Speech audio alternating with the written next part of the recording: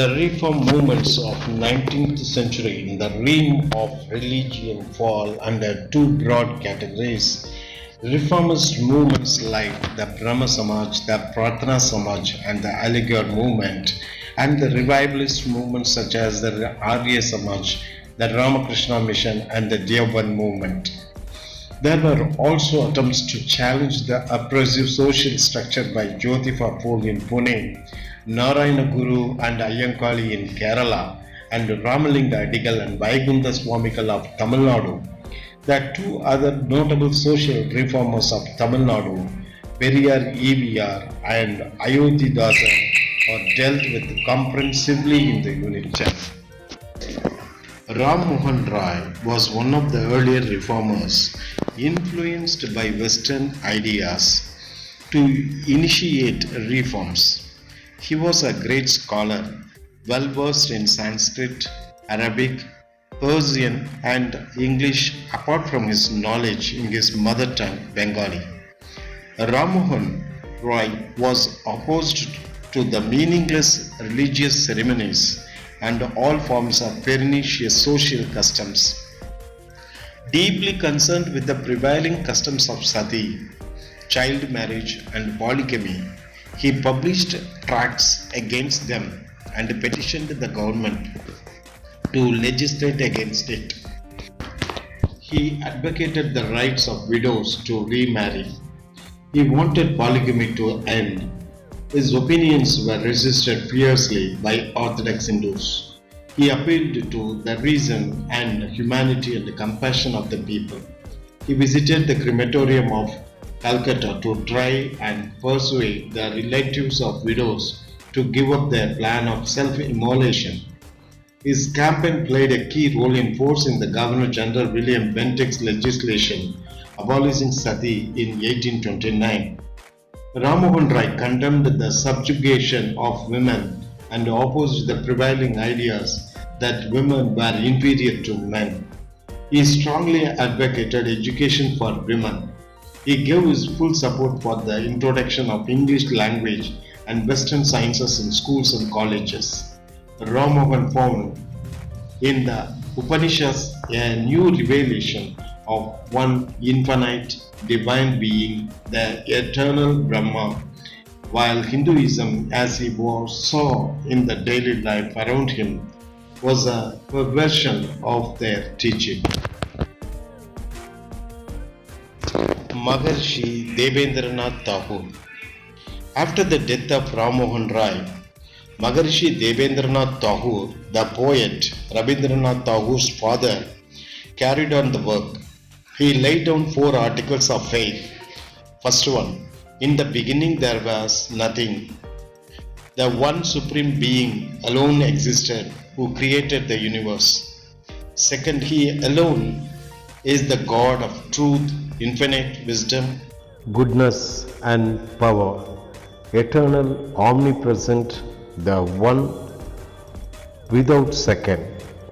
Our salvation depends on belief in him and in his worship in this world and the next. Fourth point, belief consists in loving him and doing his will. Keshav Chandra Sen and Brahma Samaj of India. Debendranath was a moderate reformer, but his younger colleagues in the Sabha were for rapid changes. The greatest of these, Keshav Chandra Sen, joined the movement in 1857, but in 1866 a split occurred in the ranks of Brahma Samaj. Keshav left the Samaj and founded a new organization. Debendranath's organization therefore came to be known as Adi Brahma Samaj.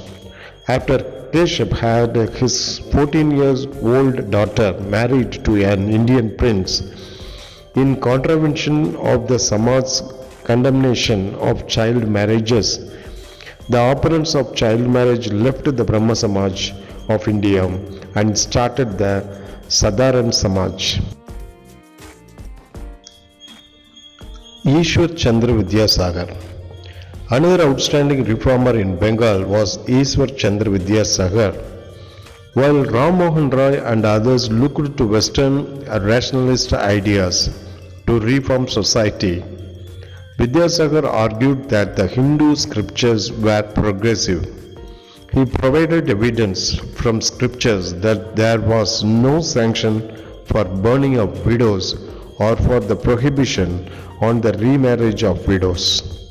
He wrote a number of polemical tracts and was the pioneer of modern Bengali prose. He played a leading role in promoting education of girls and helped them in setting up a number of schools. He dedicated his whole life for the betterment of the child widows of the Hindu society. The movement led by Vidyasagar resulted in the Widows Remarriage Reform Act of 1856. This act was intended to improve the lot of child widows and save them from perpetual widowhood. Prarthana Samaj. The Maharashtra region was another region where reform activities gained steam. A movement similar to the Brahma Samaj but founded in Bombay in 1867 was Prarthana Samaj. Its founder was Dr. Atmarang Pandurang. The two distinguished members of this Samaj were R.C. Bandarkar and Justice Mahadev Govindra Anade. They devoted themselves to activities such as intercaste dining, intercaste marriage, widow remarriage, and improvement of women and depressed classes. Ranade was the founder of the Widow Marriage Association, the Purna Sarvajanik Sabha. Swami Dayananda Saraswati and Arya Samaj 1875. In the Punjab, the reform movement was spearheaded by the Arya Samaj. It was founded by a wandering ascetic in the western Gangetic plain, Swami Dayananda Saraswati. Swami Dayananda later settled in Punjab to preach his ideas. His book Satyartha Prakash enjoyed wide circulation. He declared the practices such as child marriage, the prohibition of widow remarriage, and the alleged polluting effects of foreign travel had no scriptural sanction.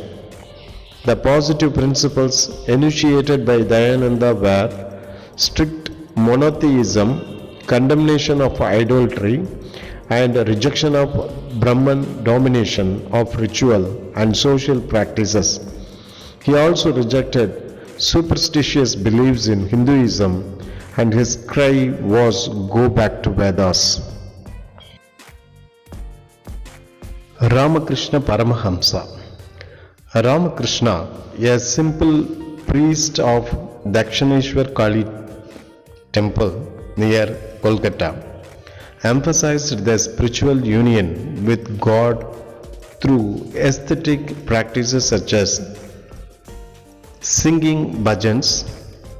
An ardent worshipper of goddess Kali, the sacred mother, he declared that the manifestation of the divine mother were infinite. In his view, all religions contain the universal elements which, if practiced, would lead to salvation. He said, Jiva is Siva. Service for man must be regarded as God. Ramakrishna Mission.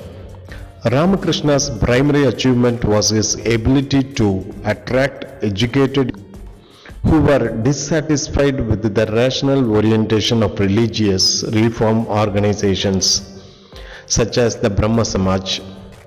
After his death in 1886, his disciples organized themselves as a religious community and undertook the task of making his life and teaching known in India and abroad.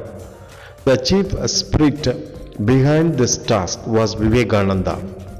Following the organizational structure of Christian missionaries, Vivekananda established the Ramakrishna Mission which did not restrict itself to religious activities but was actively involved in social causes such as education, health care, and relief in times of calamities.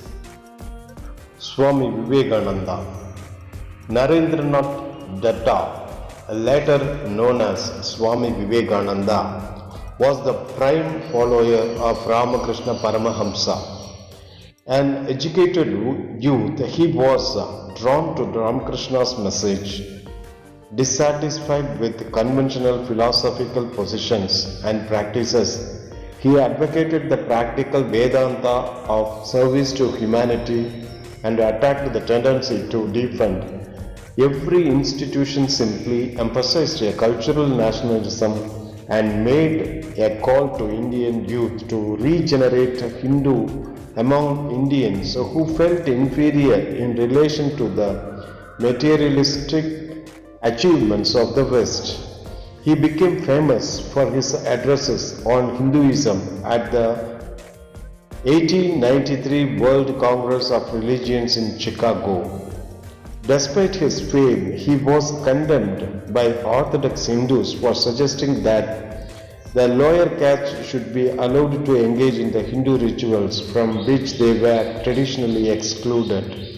Vivekananda's activist ideology rekindled the desire for political change among many Western educated young Bengalis. Many of the youths who were involved in the militant nationalist struggle during the Swadeshi movement following the partition of Bengal were inspired by Vivekananda.